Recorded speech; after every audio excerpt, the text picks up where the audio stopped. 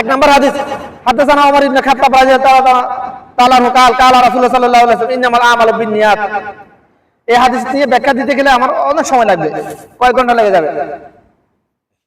প্রত্যেক কাজের ফলাফল, কোরআন বাংলা তো প্রত্যেক কাজের ফলাফল নিয়তের উপর নির্ভরশীল, প্রত্যেক কাজের ফলাফল। অর্থাৎ আমি যে কাজ করেছি, আমি যে এখন কথা বলতেছি, এই কথাগুলোর বিনিময় আমি কি এমন হাজার আলা মিজানে পাবো না কি পাবো না, ওটা আমার নিয়তের উপর নির্ভর করবে। নিয়ত কোথায়? মুখে না, কলবে নিয়ত হয়, কলবে। মুখে চিল্লায় নিয়ত, ওটা বিদাত নিয়ত। ওখানে শয়তান রিয়া ঢুকাইতে সুযোগ পাই যায়, মুখে চিল্লে নিয়ত করলে। নিয়ত হয় কলবে, বান্দার কলবের সাথে আল্লাহ পাকের কুদরতি কলবের সাথে ডাইরেক্ট সম্পর্ক, ডাইরেক্ট এরকম ফেজানো সম্পর্ক ভাই। হাঁক নাই তো, মেলা ন্যানোমিটারে হাঁক নাই, যেরকম ডাইরেক্ট সম্পর্ক সুইচের সাথে লাইটের ফ্যানের। এখন এবার আসুন, এত সুন্নাহ সম্মত হাদিস থাকতে, এত সুন্নাহ আমল থাকতে বিদআত কেন আবিষ্কার করেছে বিদআতীরা, ধর্মের ব্যবসায়ীরা, বাতিনি শয়তানগুলা? অবশ্যই কোন কারণ আছে। তারা সুন্নাহ সম্মত যে কোনো আমল আদম সন্তান একাধিকবার শোনার সাথে সাথে ব্রেনে মুখস্থ হয়ে যায়, সেভ হয়ে যায়। সুন্নাহ সম্মত যে কোনো আমল আদম সন্তান একাধিকবার শোনার সাথে সাথে ব্রেনে সেভ হয়ে যায়, ওটা আমল করা শুরু করে দিবে। আর বিদআতি আমল অনেকবার শোনার পরে ব্রেনে সেভ হবে না, ওটা কঠিন, ফেসানো একটু। এখন বিদআতীরা, ধর্মের ব্যবসায়ীরা, আলেম নামে জাহেলগুলা, যারা 2-4-5 বছর মাদ্রাসায় পড়ালেখা করে সান্ডল লাগিয়ে ফেলছে, আমি ধর্মের ব্যবসায়ী, আমি লম্বা একটা জুব্বা গায়ে দিয়ে, মাথায় একটা পাগড়ি লাগিয়ে, কিংবা একটা টুপি লাগিয়ে, এরকম টুপি না, ওদের টুপিটা ভিন্ন রকমের বেশিরভাগ ক্ষেত্রে। এই ধরনের টুপি বিদআতীরা লাগায় না, বেশিরভাগ ধর্মের ব্যবসায়ীরা লাগায় না।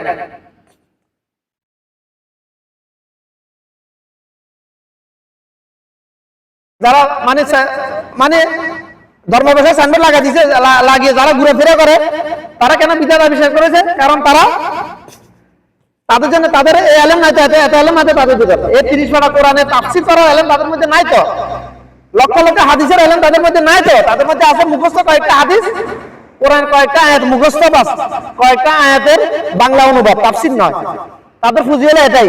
এখন তারা তাদের ফ্যাট পালার জন্য, পরিবার পালার জন্য তাদের তো ধর্ম ব্যবসা করতে হবে। ধর্ম ব্যবসা করতে হলে কি তাদের নিজস্ব কিছু পুঁজি দিতে হবে। নিজস্ব পুঁজি কি? বিদআতি আমল। যে বিদআতটা আবিষ্কার করেছে তার জন্য ওটা সহজ, সে ওটা কখনো বলবে না। বিদআতি আমল যারা আবিষ্কার করেছে তাদের জন্য ওটা সহজ, ধর্ম ব্যবসায়ীর জন্য বিদআতি আমল করা একেবারে সহজ, তবে সাধারণ মানুষের জন্য কঠিন, ফেসানো। আর সুন্নতি আমল ধর্ম ব্যবসায়ীর জন্য কঠিন, সাধারণ মানুষের জন্য একেবারে সহজ। একাধিকবার শুনলে মুখস্থ হয়ে যায়, শুনলে মুখস্থ হয়ে যাবে। বিদআতি আমল কি? ইয়া নবী সালামু আলাইকা, সালাতুন ইয়া রাসূলুল্লাহ আলাইকুম। ওই যে মিষ্টি খাওয়ার জন্য কিয়াম মিলাদ কিয়াম, এগুলো হচ্ছে বিদআতি আমল সবগুলা। এগুলো কঠিন না? আমি জানি না এগুলো, আমি এখনো জানি না, এগুলো মুখস্থ নয় আমার। ওই যে ওয়াজ করবে লাগিয়ে আম্মা বা তা কি হাবি যাবি কি যেন কয়, অর্থ সঠিক ঠিক আছে, তবে এগুলো জরুরি নয়। আমার রাসূল যেগুলো শিক্ষা দিয়ে ওগুলো বলছে। তুই ওয়াজ করতে আসছিস, তোর কলব যাতে শয়তানও ওয়াসওয়াসা না দিতে পারে। কারণ দুনিয়াতে যে যত বড় আলেম, তার পিছনে তত শয়তানের তত বড় আলেম লাগানো থাকে। ধর্ম ব্যবসায়ীদের কথা বলছি, যে আমার আশপাশে শয়তান আসতে পারে না, আল্লাহর কসম করে বলতেছি, আউযু বিল্লাহি মিনাশ শাইতানির রাজিম। আমার আশপাশে শয়তান নাই, এখন শয়তানের ক্ষমতা নাই, পুরো 14 গোষ্ঠীর ক্ষমতা নাই শয়তানের আমার আশপাশে আসা, ক্ষমতা নাই। কেন নাই? আমার হাতে আছে এই কিতাব, আমি কথা বলছি দুটো কিতাবের। আমাকে যে সৃষ্টি করেছে, আমি কথা বলছি তার, এই জন্য শয়তানের ক্ষমতা নাই। কারণ শয়তান যত মানব নাম, আল্লাহকে তো ভয় পায়, আল্লাহকে তো ভয় পায়।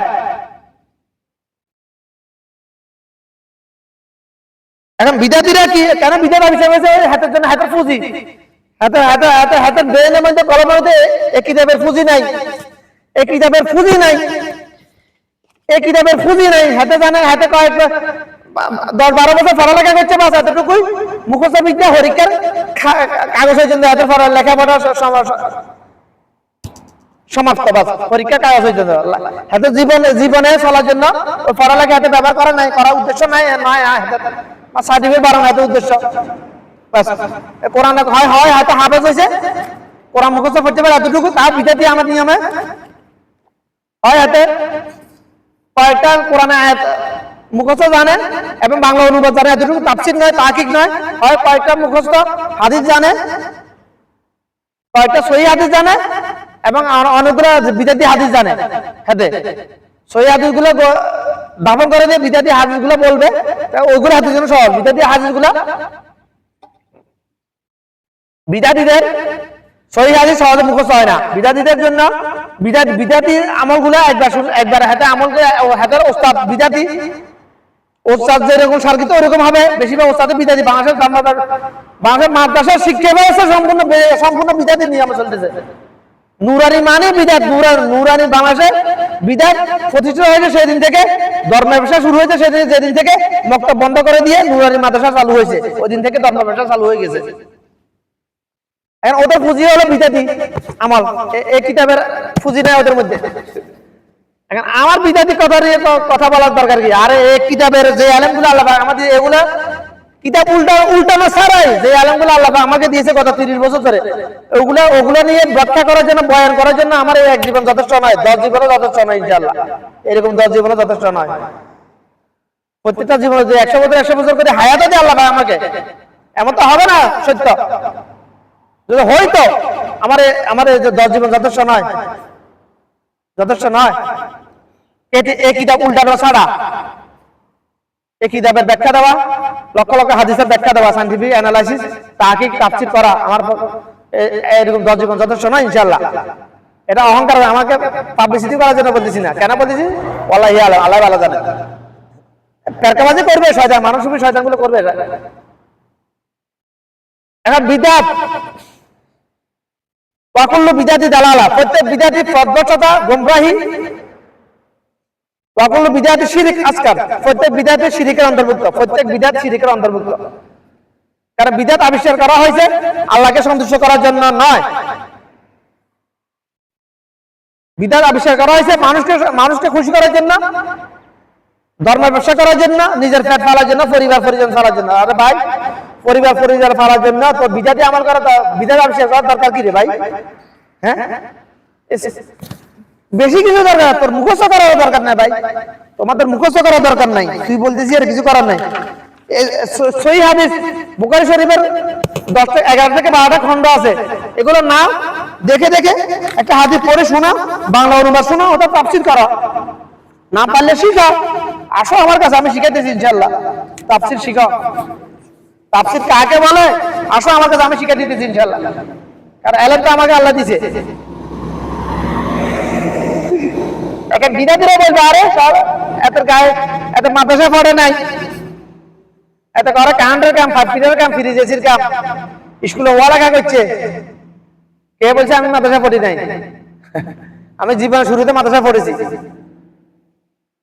আমি স্কুলে পড়ে যে আলেমগুলো গ্রহণ করেছি শিক্ষা ব্যবস্থা থেকে, অর্থাৎ ইসলাম শিক্ষা বইয়ের মধ্যে শুরু থেকে শেষ পর্যন্ত কোন একটা ফাতা আমি ছাড়ি নাই পড়া ছাড়া, আলেম গ্রহণ করার জন্য, পরীক্ষার খাতায় লেখার জন্য না শুধুমাত্র। কি বলো? আমি আমাদের প্রাইমারি থেকে হাই স্কুল এসএসসি পর্যন্ত যতগুলো ইসলাম শিক্ষা বই আছে, ওইগুলোর মধ্যে যতগুলো সহিহ হাদিস আছে, এগুলো মাদ্রাসা শিক্ষা ব্যবস্থার মধ্যেও নাই, আলেম পর্যন্ত নাই। যারা হাদিস লাইনে পড়ালেখা করে কি তাদের মধ্যে ওখানে আছে, কিন্তু দাখিল আলেম পর্যন্ত মধ্যে এগুলোই নাই, এগুলোই নাই। চ্যালেঞ্জ ওপেন চ্যালেঞ্জ, এটা নাই এখন তো, একেবারে নাই। আগে তার ছিল, এখন নাই।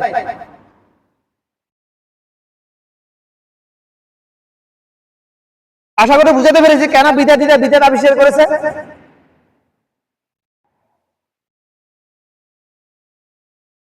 এবার আপনি কি চান? আপনি কি বিদায় শয়তানের পিছে পিছে, শয়তানকে অনুসরণ করে, শয়তানের পিছে পিছে চলে জান্নাতে যাইতে, নাকি আমার রাসূলকে অনুসরণ করে, এই কিতাবের অনুসরণ করে জান্নাতে যাইতে? কোনটা আপনি চান? যদি চান এই কিতাবের অনুসরণ করে মুসলমান হয়ে জান্নাতে যাইতে, তাহলে কিনুন, দুইটা কিতাব কিনুন বাস।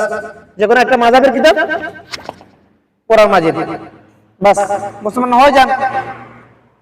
আমার আল্লাহ পাক বলছে, আমার বান্দা, আমার কোন আদম সন্তান মুসলমান না হয়ে যেন আমার কাছে না আসো। মুসলমান না হয় আমার কাছে না আসার জন্য বলছে মুসলমান। আর মুসলমান কারে কয়? মুসলমান মানে যে এই কিতাবের মধ্যে আত্মসমর্পণ করেছে, আত্মসমর্পণকারী করেছে। এক কথা মুসলমান তাকে বলা হয় যে, এক কথা মুসলমান তাকে বলা হয় যে আল্লাহ পাকের সকল আদেশ নিষেধ মানার পরে জাগতিক হারামকে, পৃথিবীতে যত প্রকার হারাম আছে মুসলমানের জন্য জাগতিক হারামকে ওইরূপ হারাম মনে করে, যেরকম হারাম মনে করছে যে পৃথিবীর সকল মুসলমান মা বাবা করে জন্ম নেওয়া আদান সন্তান গুলো শুকর এবং কুকুরে গুস্তকে, তাকে বলা হয় মুসলমান। বাস এতটুকুই, বাস সাফ কথা। এখানে আমার এই একটা কথার মধ্যে আল্লাহ পাক ৩১ পারা কোরআন ৬২৩৬ আয়াতের তাফসীর, লক্ষ লক্ষ হাদিস, এক মাযহাব না ৪ মাযহাব, যত মাযহাব আছে পৃথিবীতে সকল মাযহাবের তাফসীর তাহকিক আমার এই একটা কথার মধ্যে ঢুকে দিয়েছে আল্লাহ পাক। আমার এই কথাটা কি আমি কি শিক্ষা ব্যবস্থার মধ্যে বই পড়ে পড়ে মুখস্থ করছি? না, এটা আমার আল্লাহ পাক দিয়েছে আমাকে। এটা আল্লাহ পাক এই এলাম আমার আল্লাহ পাক কলমে দিয়েছে, এই জন্য বলতে পেরেছি ভাই। আমার ক্ষমতা আছে বলার না? আশা করি বুঝাতে পেরেছি মুসলমান কাকে বলা হয়। আল্লাহ পাকের সকল আদেশ নিষেধ কি? তাগুতকে অস্বীকার, ঈমান আনা, তাওহীদের উপর ঈমান আনা, লা ইলাহা ইল্লাল্লাহ, এটা তাওহীদের উপর ঈমান আনা, তাগুতকে অস্বীকার করা। তাগুত মানে কি? আল্লাহর সমতুল্য সমপক্ষ কেউ নাই, এটা হচ্ছে তাগুত। এটাকে অস্বীকার করা মানে তাগুত হলো আল্লাহর সমকক্ষ, মানে এটা আল্লাহ, এটা হচ্ছে তাগুত। এটা আল্লাহ সমপক্ষ সমতুল্য কেউ আছে, এটাকে অস্বীকার করা হয়েছে তাগুত। ওকে, কেউ নাই, এটাই অস্বীকার করা হলো তাওহীদ। তাগুতকে অস্বীকার করা, তাওহীদকে তাওহীদের উপর ঈমান আনা, তাগুতকে অস্বীকার করা, রিসালাতের উপর ঈমান আনা। রিসালাত হলো ১১৩ সূরা ৬২৩৩ আয়াত রিসালাত। শুধুমাত্র 4টা আয়াত, সরি 4টা 32টা আয়াত, শুধুমাত্র 4টা আয়াত হলো সূরা ইখলাস। 4টা আয়াত, আয়াতগুলো ছোট ছোট ছোট ছোট আয়াত 4টা, কিন্তু আসলে 2টা আয়াতের সমান। অন্যান্য সূরা কাউসারের 2টা আয়াতের সমান। কোরআন মাজিদের সবচেয়ে ছোট সূরা হলো 3টা, সূরা আসর, সূরা নাসর, সূরা কাউসার। আসলে মোট সবচেয়ে ছোট সূরা হচ্ছে 4টা। 3টা কেন বলা হয়? 3 আয়াত দিতে হয়। সূরা ইখলাস 4 আয়াত বিশিষ্ট হওয়ার কারণে ওটাকে এখানে অন্তর্ভুক্ত করা হয় নাই। না, ওটাকে এটা অন্তর্ভুক্ত করতে হবে, মানে লম্বার দিক থেকে, সাইজের দিক থেকে সূরা ইখলাস আরো ছোট, আরো ছোট। সূরা ওয়াল আসর ইন্নাল ইনসানা লাফি খুসর, বিসমিল্লাহির রহমানির রহিম, ওয়াল আসর ইন্নাল ইনসানা লাফি খুসর ইল্লাল্লাযিনা আমানু ওয়া আমিলুস সালিহাতি ওয়া তাওয়াসাউ বিল হাক্কি ওয়া তাওয়াসাউ বিস সাবর। সূরা আসর থেকে ছোট না সূরা ইখলাস? বিসমিল্লাহির রহমানির রহিম, কুল হু আল্লাহু আহাদ আল্লাহুস সামাদ লাম ইয়ালিদ ওয়া লাম ইউলাদ ওয়া লাম ইয়াকুল লাহু কুফুয়ান আহাদ। বেশি বড় না, একই। অর্থাৎ কোরআন মাঝে সবচেয়ে ছোট সূরা হলো 4টা। এই 4টা সূরায় 30 নম্বর পারায় 37টা সূরার মধ্যে আছে, সবগুলো মাক্কি সূরা। তো যেটা বলেছিলাম, মুসলমান আল্লাহ পাকের সকল আদেশ, তাওহীদ, রিসালাতেও মিলাইতে হবে। নামাজ ছাড়া যাবে না। যে নামাজ ছেড়ে দেয় সে কাফের, যে নামাজ ছেড়ে দেয় সে কাফের। কাফের এবং মুসলমানের মধ্যে প্রকাশ্য অন্তর হলো একটাই। একামত শুরু হলে মুসলমান নামাজে দাঁড়িয়ে যাবে, আর কাফের, ইহুদি, খ্রিস্টান, বৌদ্ধ ওরা দোকানে, চা দোকানে বসে থাকবে, হাঁটুর উপরে কাপড় তুলে সদর উন্মুক্ত করে বসে থাকবে। এটাই হলো অন্তর, প্রকাশ্য অন্তর, অন্য কোনো অন্তর নাই। যে নামাজ ছেড়ে দিবে সে কাফের, কাফের, কাফের। শয়তান একটা মাত্র সেজদা না দেওয়ার কারণে যদি সে কাফের হয়ে যায়, সে চির জাহান্নামী হয়ে যায়। আদম সন্তান কোন গায়ে মূলা ক্ষেতের মূলা বেগুন হলে যে এক ওয়াক্ত নামাজ, দুইটা ফজরে দুইটা সেজদা না দিলে সে কাফের হবে না। কে বলছে এটা? আমার রাসূল বলছে যে নামাজ ছাড়ে দিবে সে কাফের। সকল সাহাবীরা বলছে যে নামাজ ছাড়ে দিবে সে কাফের। সাহাবীদের মধ্যে হিয়া ছিল, ফেরকাবাজি ছিল, তবে তাদের মধ্যে ছিল, সাহাবীদের মধ্যে ফেরকা ছিল না, দ্বিমত ছিল না, বিন্দু মাত্র, যে নামাজ ছাড়িয়ে দিবে সে কাফের। এ নিয়ে কোনো দ্বিমত ছিল না। আমার আসলে সহিহ হাদিস, আমি যেটা বলেছি এটা আমার হাদিস, আমার উম্মত, আমার সাহাবীগণ, অর্থাৎ আশায় মুবাশশারা সাহাবীগণ যারা যেটা বলবে ওটাও আমার হাদিস। এটা আমার রাসূল বলে গেছেন ভাই। আমার কথা না ভাই, আমার কথা মানার জন্য কে বলছে ভাই? আমার কথা মানার জন্য বলতেছি না, তুমি নিজে বড় ভাই। দুনিয়ার একটা সার্টিফিকেটের জন্য তুমি 10 বছর অনবরত বৃষ্টিতে ভিজে রোডে পুড়ে স্কুলে কলেজ প্রাইমারিতে স্কুলে আসা যাওয়া করে 10 থেকে 11 বছর একটা সার্টিফিকেট পাওয়ার জন্য, অথচ যে সার্টিফিকেট একটা দারোয়ানের সার্টিফিকেট পাওয়া যায় না বর্তমান যুগে, এত কষ্ট করেছো আর জান্নাতে যাই না তুমি, এই কিতাব পড়তে পারবে না, কিনতে পারবে না তুমি। হ্যাঁ, দুনিয়ার একটা সার্টিফিকেটের জন্য তুমি লক্ষ লক্ষ টাকা খরচ করে ফেলেছো, তোমার পিছনে তোমার মা বাপ লক্ষ লক্ষ টাকা খরচ করে ফেলেছে, আর জান্নাতের সার্টিফিকেট পাওয়ার জন্য তুমি মাত্র 1500-2000 টাকা খরচ করতে পারবে না। তুমি আবার দাবি করো আমি মুসলমান। কেমন মুসলমান তুমি, কেমন মুসলমান? কে বলছে তোমাকে মুসলমান? আমি একজন ইলেকট্রিশিয়ান, আমার সন্তানকে কে বলবে ইলেকট্রিশিয়ান? বলবে না। তদরূপ মুসলমান মা বাবার করে একজন ডাক্তারের ছেলেকে কেউ ডাক্তার বলে?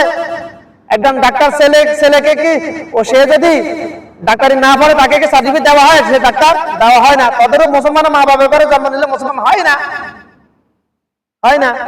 মুসলমান বানানো লাগে। মুসলমান বলতে হলে এই দুটা কিতাব ছাড়া অন্য কোনো উপায় নাই। আমি কিতাব বিক্রি করার জন্য যাইতেছি না, পাবলিসিটি করার জন্য যাইতেছি না। আমার কোন একটা ভিডিও নিয়ে কোন ভিউ ব্যবসায়ী, কোন মানুষ শয়তান পেরকাবাজি বেদনাবাজি করার সুযোগ নেই ইনশাআল্লাহ। ভিউ ব্যবসা করার সুযোগ নাই, এডিটিং কাটিং করে পারবে না। পারলে ধরা খাই যাবে, এতে চেষ্টা করলে ধরা খাই যাবে, পারবে না কখনো। কারণ সোশ্যাল মিডিয়াতে আমি দেখতেছি তো বিভিন্ন আলেমের হকানে আলেম এবং বিভিন্ন আলেম নামে জাহেলের ভিডিও এডিটিং কাটিং করে ধর্ম ব্যবসায়ীরা বই ব্যবসায়ীরা বই বিক্রি করতেছে, দেখতেছি তো এগুলা। সবাই না, আবার সবাই খারাপ না, তাদের উসুলাতে এই কিতাবগুলো আমার হাতে আসছে, আবার এটাও সত্য এই কিতাবগুলো আসছে আমার হাতে, এটা সত্য। সবাই খারাপ না, সবাইকে খারাপ বলতেছি না, সবাই কেন খারাপ হয়? যারা আলেমদের কথা এডিটিং কাটিং করে সমাজে ফেরকাবাজি তারা 72 দলের অন্তর্ভুক্ত, সিধা কথা। তারা জাহান্নামী, তারা হারামখোর, তাদের ইনকাম হারাম। ব্যবসা কাদের জন্য হারাম, কাদের জন্য হালাল, অন্য ভিডিওতে বলছিলাম আমি। আশা করি ভিডিও এখানে সংক্ষিপ্ত। আমার তাওফিক ইল্লা বিল্লাহ, আউযু বিল্লাহি মিনাশ শাইতানির রাজিম।